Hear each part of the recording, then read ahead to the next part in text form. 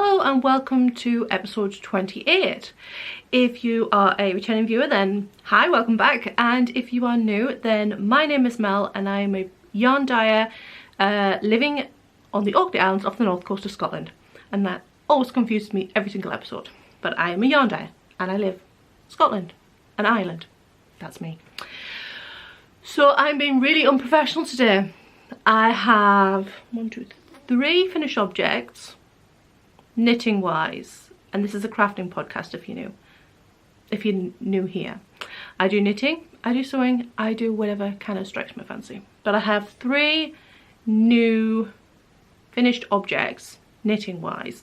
1 sewing, finished object, and 1 work in progress.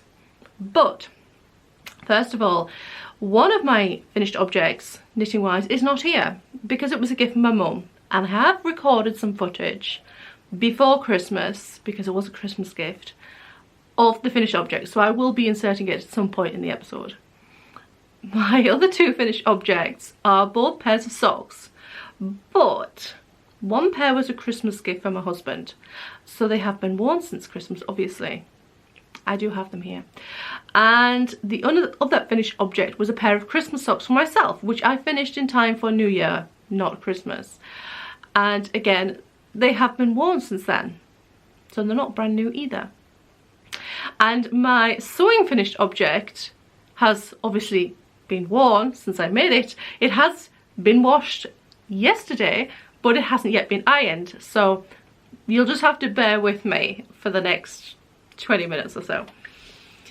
So yes, last time I spoke on the podcast, I was in the progress of knitting on my mum's Dotted Rays shawl by Stephen West, and I was pretty much knitting exclusively on it.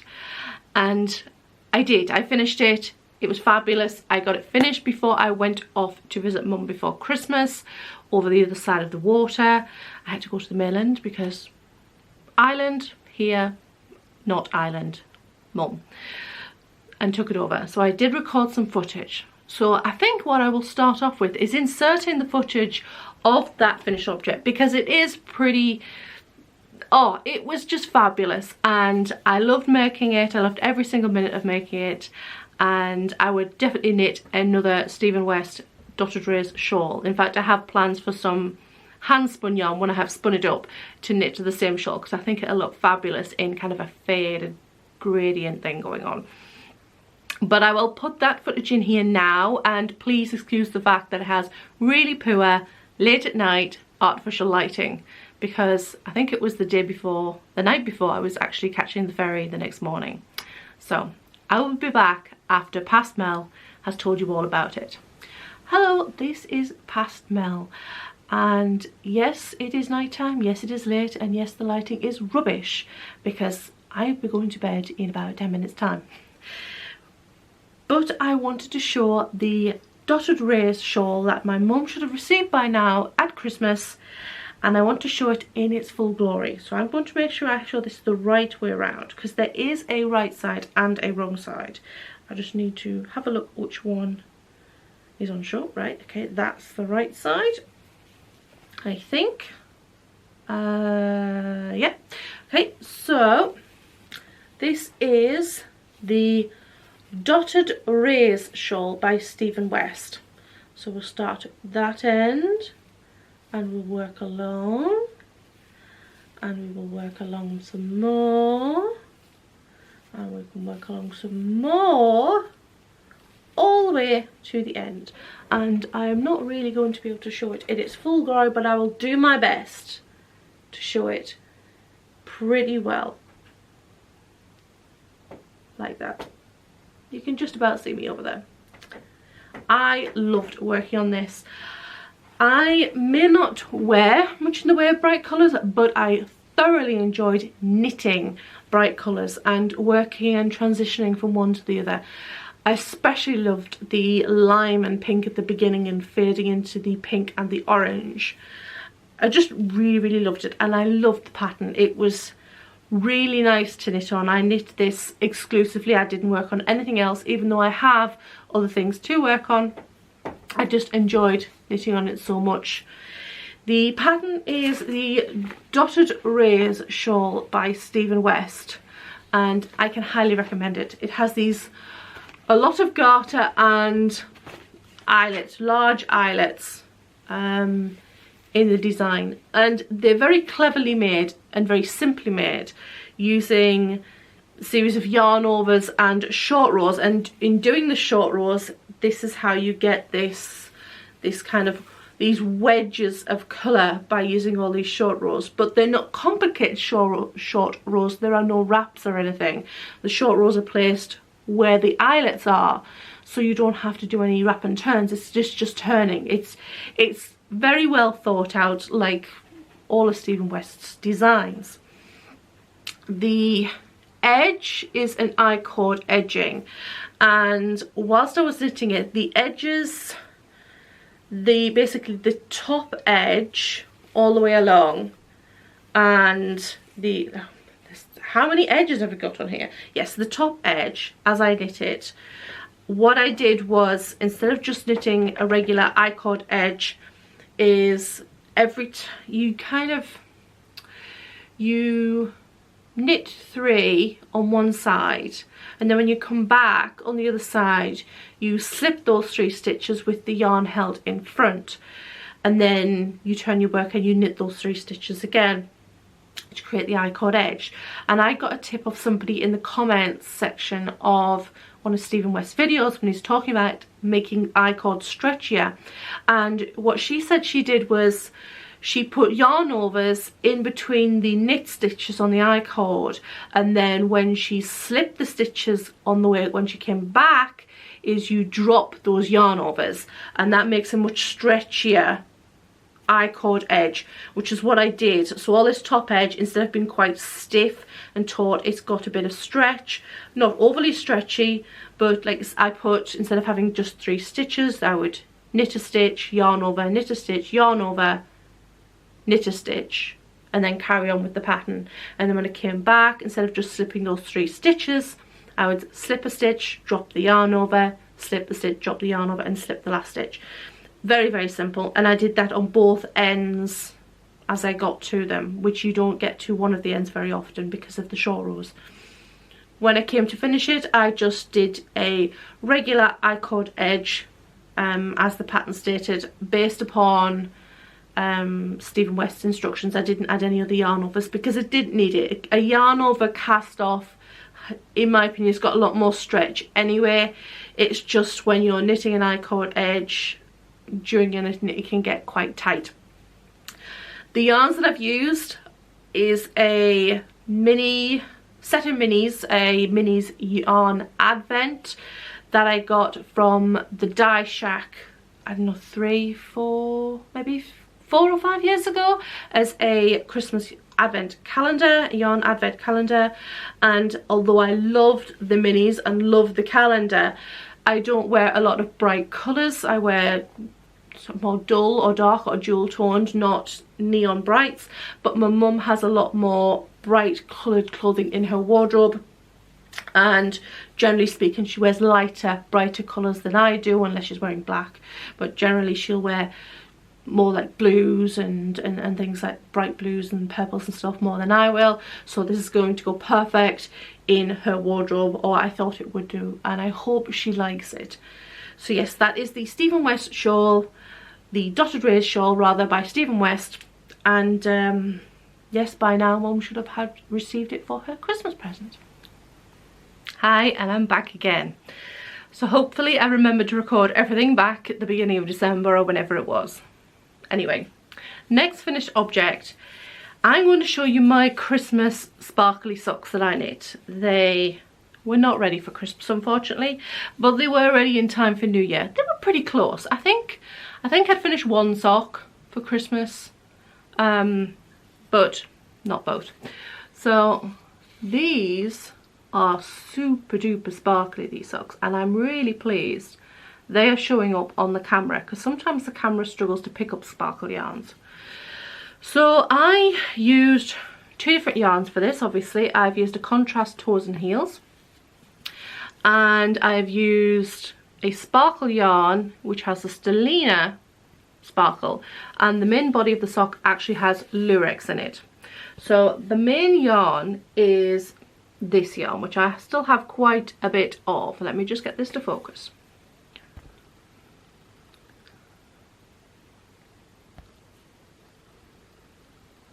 There we go. It has a lurex ply running through, and I never thought I would see the day I would be knitting with lurex yarns, but there we go. And this yarn was part of a pack of Christmas yarns by Stylecraft. The is it Heart and Heels? Head Over Heels Stylecraft in the colourway Comet, and it is a 73% superwash wool, 25% nylon, 2% polyester, which is what the lurex will be, and it is very sparkly.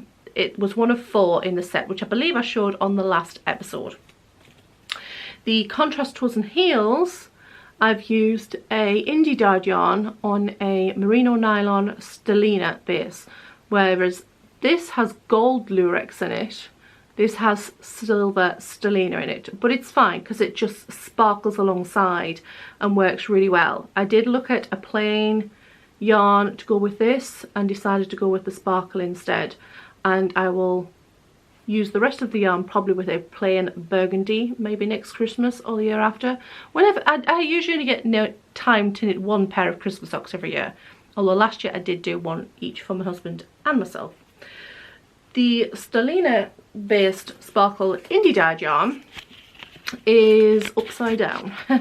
It is by Old, if it will focus, Old Maiden Aunt Yarns, and in the colourway Bitter Bug. There we go, Bitter Bug. It's upside down.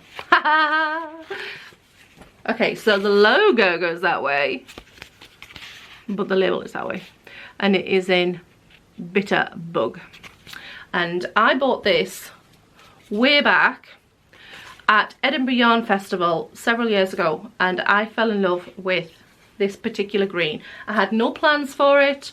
I bought other yarns from Old Maiden Aunt that do have plans for. I think they're on a merino silk base, and I have a shawl in mind for those.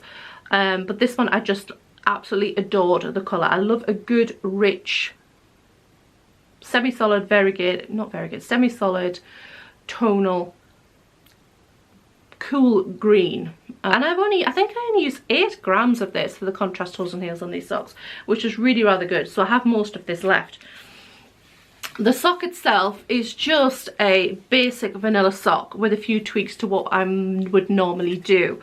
So Turkish cast on, 2x2 rib. The heel I've only slip stitched on the very bottom where you'll walk on it, and at the back this is not going to show very well on sparkly yarn, but I haven't done any slip stitches up the back. I've just kept it plain stockinette. And because I did that, where I would normally make increases for the heel after the gusset to account for the slip stitches, I just didn't do those. I left those out and just knit stockinette up the back, and I have partridge pattern on the base of the heel, but again, because of the sparkle on, you just cannot see the pattern, which is fine. And yeah, so these are really comfy. The one thing I will say about this yarn though, I did my usual stitch count for this, which is 60 stitches around on a 2.25mm needle, which is what I generally do for commercial stock yarns, because they're that bit fluffier and just bouncier than like a merino. Hand dyed yarns are a little bit thinner. So yeah, they stretched out quite a bit, and I've noticed this with 1 or 2 other commercial stock yarns, not all of them, but just 1 or 2. The Rico Superbar bamboo wool nylon one, that did the same. Most of my sock yarns don't, but this one seems to have, so I may have to take that into account when I use this yarn again, or when I use the other ones in the range, because like I said, there is 4 in the range. So that is my second finished object. My third yarn based finished object is the socks I knit my husband for Christmas, and they don't fit on the blocks very well because he has very big feet, and they take forever to knit. Well, they don't take forever to knit, but they take so much longer than mine take to knit, and I've got big feet. So yeah, I've done contrast toes and heels and cuff for this sock, and the main body of the sock is somewhere beside me on the sofa. There we go. It is King Cole Zigzag, which I'll show a little closer in a moment. And the contrast toes and heels are just Drops Fable in green. One of the greens. I think it's just called green, but it is this one, and it is number 112, which is like a kind of a limey apple green. Fairly straightforward, fairly simple. My usual kind of typical one, this one. Turkish cast on, straight knitting, gusset, increases, slip stitch bottom and back of the heel on these in eye partridge, stockinette 2x2 rib. My husband's feet are around 1.5 to 2 inches longer than mine, so I have more stockinette to knit. He has a very big bony ankle and heel. Well, not ankle, but definitely his heel. He's kind of the distance between here and here is very large, and it's not just down to a high instep. He has quite a big, you know, kind of like a prominent heel, so I have to make the gusset and the heel quite a bit bigger, quite high, and this is covered in my hair. And then he also likes his socks to be quite a bit longer, although I've started in liking my socks a little bit longer too. So I generally try to knit around 4 inches. It is 4 inches, I've just kind of stretched width-wise with wear, but about 4 inches of stockinette before the cuff. There it is, I found it. So that's my second finished object, and the main body yarn, like I said, is King Cole Zigzag in the colourway beige, which is colour 3230, and it has got quite a bit of beige in it, but, and I said this last time on the last episode, I don't know, it's not, I wouldn't call it beige. I would come up with some jazzy number for it, jazzy name, but not beige. I have quite a bit left. I think it's just less than half a ball left of this. I will have enough to make a second pair for him or for myself, but I might use, like, you see that little, I used green because it's got little green flecks in it, but it also has turquoise, so I may do like a turquoise contrast toes and heels next time. I think it would look quite nice. I liked the green when I held the balls together, how they looked, and you can see because it's got like green bits in. I see it works quite well, but I think it would be nice rather than just going beige or grey or brown, is either using burgundy, which or the blue. I think the blue would look really nice. So that is my third knitting finish object.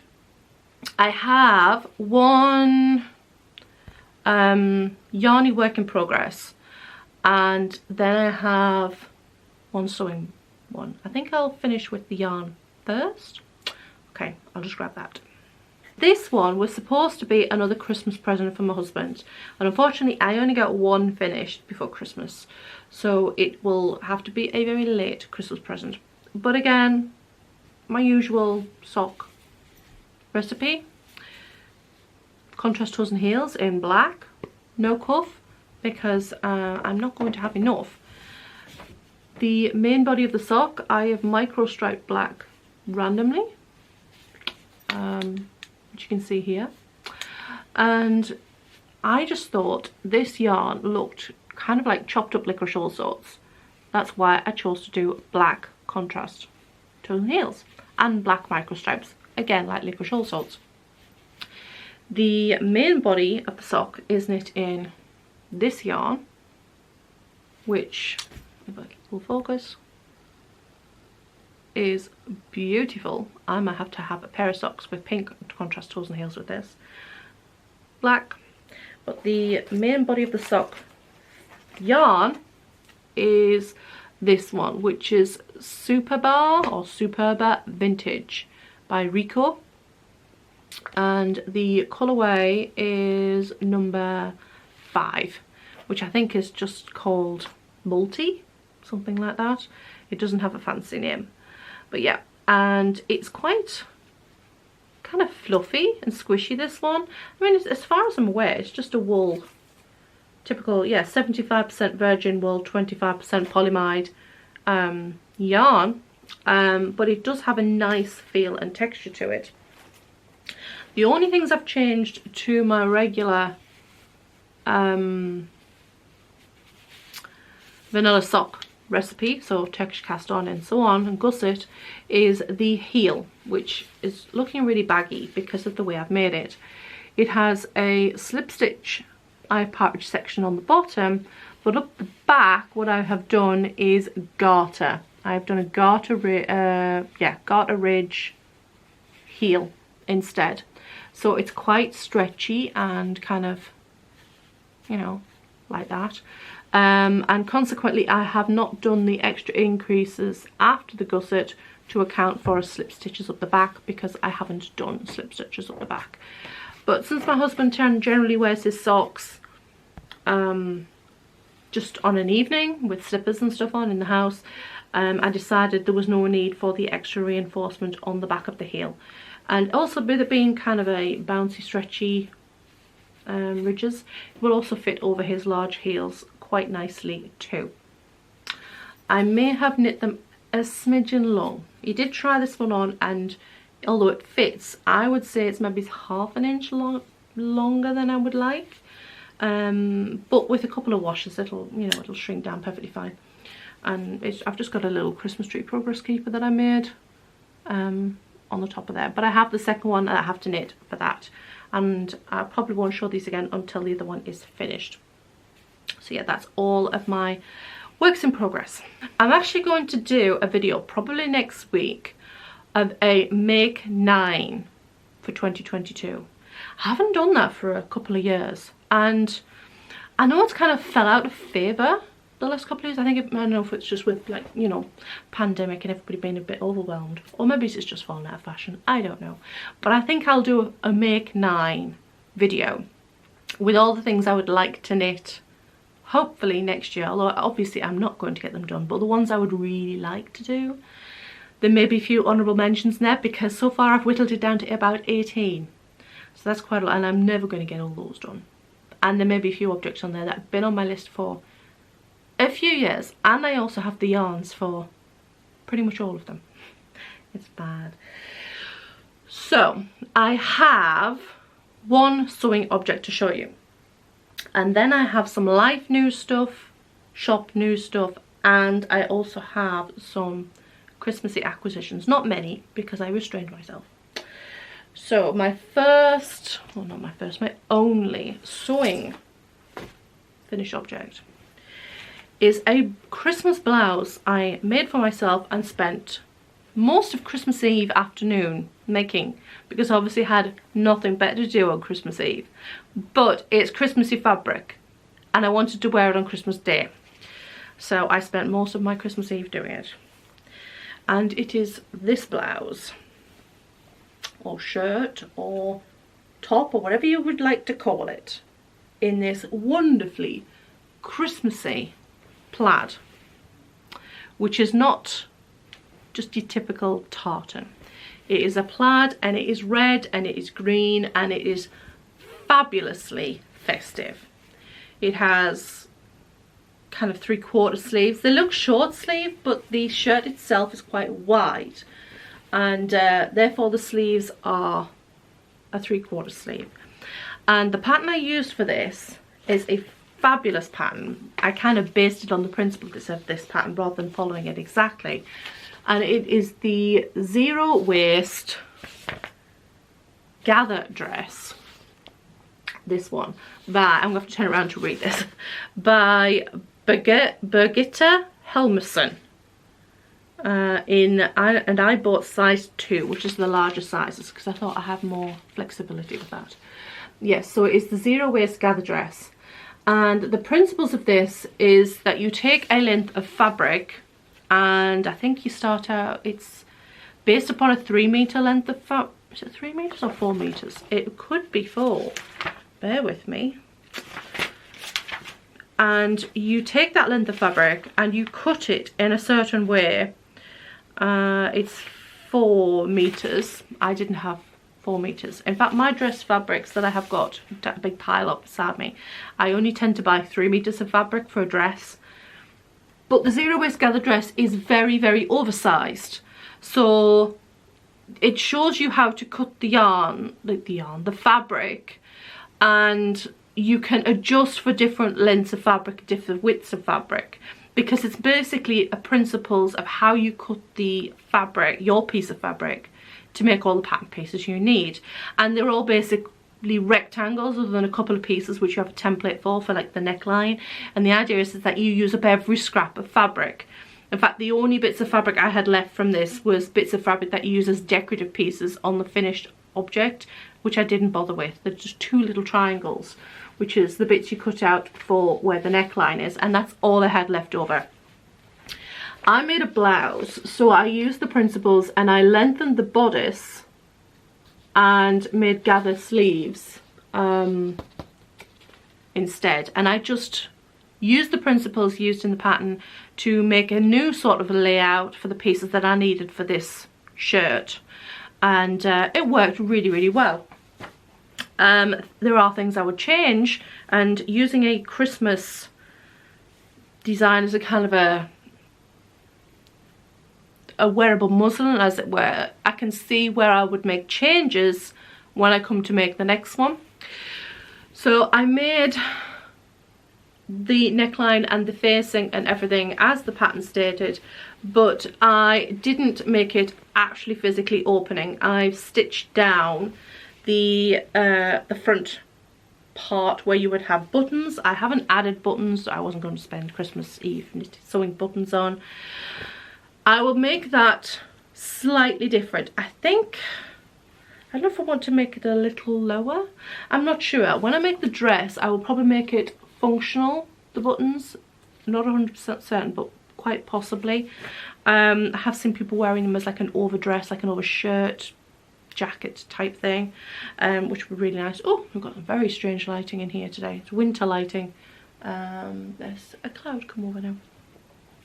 So yes, I had to adjust slightly. One of your scraps of fabric, for example, you use as like kind of a decorative piece in the back of the neckline here, which is where you cut out the kind of the shaping for the neck. You then use that little piece of fabric cut out to make a little decorative piece on the inside, and you would use the triangle pieces to make a decorative piece elsewhere. I also made sure I had extra fabric to make cuffs so that I could make gathered sleeves, and I really, really like it. Like I said, there are 1 or 2 things I would change. This has no give in this fabric because it is more like a, I wouldn't go so far as to say it is a quilting fabric. I would say it is a shirting type fabric, but there's no give in it, so it fits well. But I think a fabric with a slight more stretch in it would be a little, well, it's not uncomfortable, it's not tight, but I don't like fitted things unless they've got stretch in them. So I have quite a few dressmaking fabrics to use. One of them is quite drapey, which I think I'm going to use next to make a dress, a proper dress gathered version. And I will have to lengthen the bodice because boobs. So I will be doing that. And yeah, I'm looking forward to making some sewing pieces, some pieces for my wardrobe this year. And clothes that actually fit, and I actually like the fabric. So that is my finished object, which has not been ironed because, like I said, I washed this yesterday, so it needs to be pressed. Well, it's not too bad, but I wouldn't wear it as it is. And that is all my finished objects. Like I said, I have some beautiful acquisitions and some live stuff just in a moment. So my acquisitions, I ordered 3 indie dyed yarns from 2 different dyers for my Christmas present, and I got them before Christmas and kind of peeped through the tissue paper that they were wrapped in to make sure the right ones would arrived, obviously, and then they were put away for Christmas. I could open them properly. I bought sock yarns in bases that I don't dye in my shop. and ones that I can't really get hold of, but I wanted to try them because most indie dyed yarns are sock yarns are either merino nylon or merino BFL, and I dye both for the shop, but my preference to knit for socks is the BFL nylon. It's more hard wearing. For me, merino nylon's not tough enough on the feet. So I do have some merino nylon indie dyed sock yarns in my stash, and I will work through them, but I have to put a slip stitch pattern on the ball of the foot so they don't wear out within 3 wears, basically. So I wanted to see what other bases there were available that weren't just commercial sock yarns, and 2 of my favourite dyes came up trumps, which is brilliant. The first one is by Felt Fusion, and I have bought several of her yarns in the past, either on BFL or merino nylon, and I do love her colourways. This one is on a, let me see, 60% superwash Exmoor Blueface, 20% superwash Corriedale, 10%, I don't know how to pronounce this, and I went to agriculture college, Zwobbles, yeah, and 10% nylon. So it does have some nylon in there. The nylon is much reduced compared to a lot of sock yarns, but it also has more of the woollier, slightly more robust fibres in there too. And this colourway is Heart on Your Sleeve, and it is brilliant, beautiful mixture of colours. I really, really love this. I'm interested to see how this one knits up. So yeah, so Exmoor Blueface, that's going to be relatively hard wearing. Corriedale is one of my favourite fibres to spin. It's woollier than BFL, but slightly softer at the same time, so we shall see how that holds up. But it's only 20%, and the Zwobbles I have never actually worked with before, so, and it has a nice bounce to it, this yarn, which is lovely. It's, I mean, this one is another base which I'll talk about in a moment, and is fabulous, by the way. But you can see how much plumper this is. This is quite a woolly yarn, so we shall see. As you've just seen, I have a very bright skein of yarn here. In fact, I have 2 skeins of yarn by this dyer, which is Siobhans Crafts, and I will just show you her logo.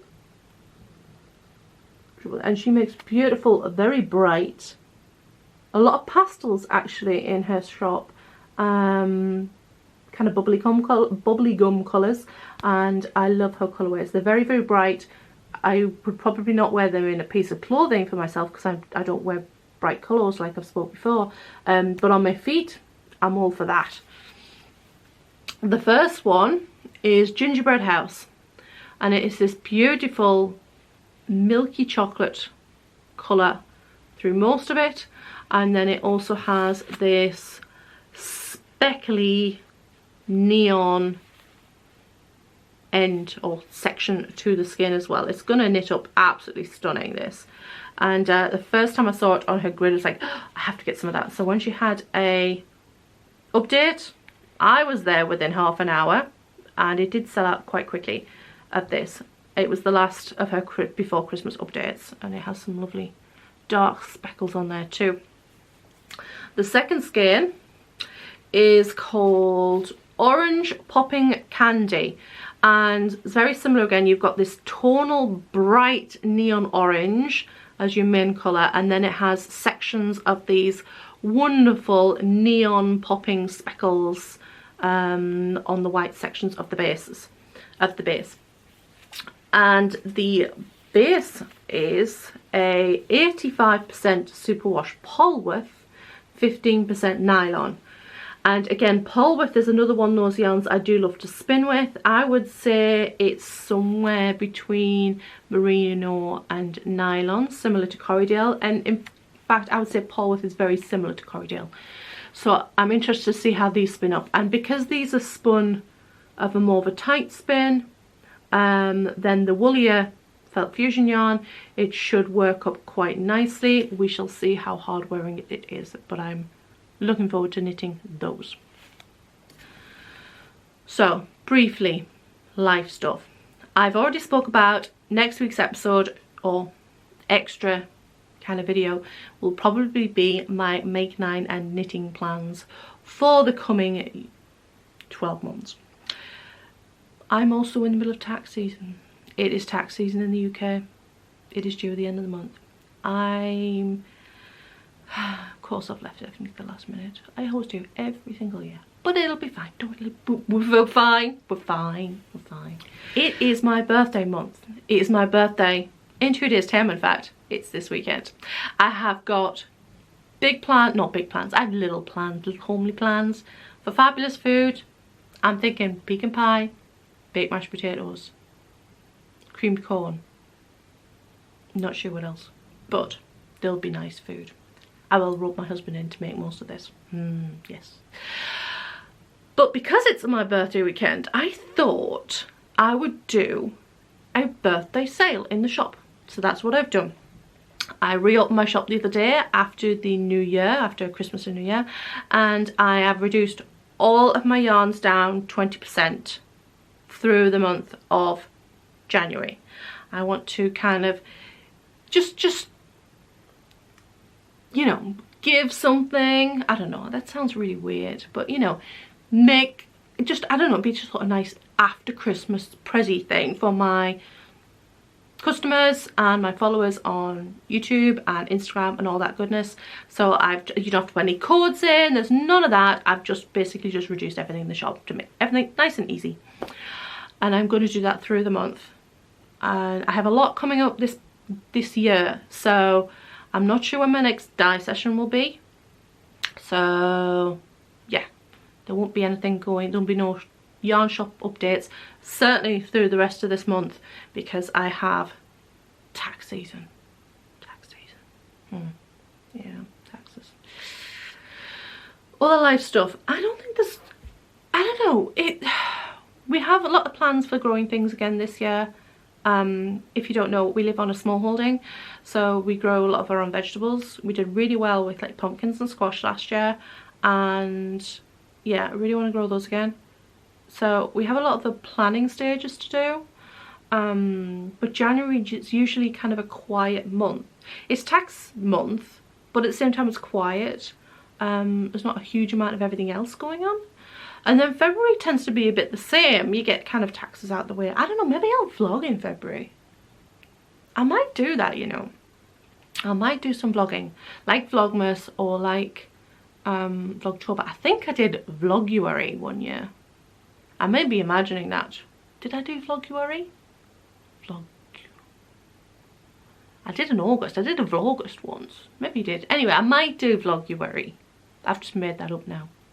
I don't know. I can't remember. I'm going to leave it there because I am getting really thirsty, and I finished my cocoa before I basically started recording because I faffed around that much getting ready. And I am refusing to give up my Christmas mug till at least the end of the month. I'm arguing this is not Christmas. It has snowflakes on it. Does this have Santas on it? No, it's got snowflakes. Therefore, it is not a Christmas mug. It is a winter mug. We haven't had snow yet proper, so we don't get snow February. Winter mug, yeah. So I need another drink now. Okay, I shall hopefully see you all again very soon. Drop a comment down below. Tell me what you're doing throughout January. Are you in tax season too? Because, you know, self-employed, you know, we're all there. And I will see you on the next episode. Bye.